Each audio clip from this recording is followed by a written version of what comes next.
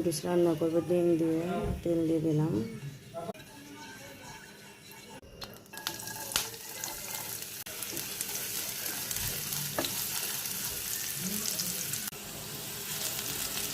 দিয়ে দিলাম টমেটো কুচি, কাঁচা মরিচ কুচি,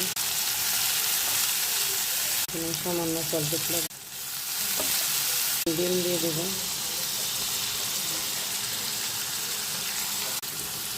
ভেঙে নেব ভালো করে।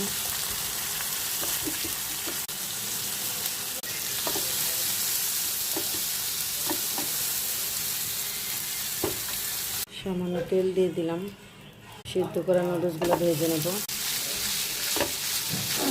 ভালো করে, তেলে ভেজে নেব। এখন আমার ডিম আর টমেটোগুলো, মশলাগুলো দিয়ে দেবো। সামান্য দুধ লবণ, টমেটো সস,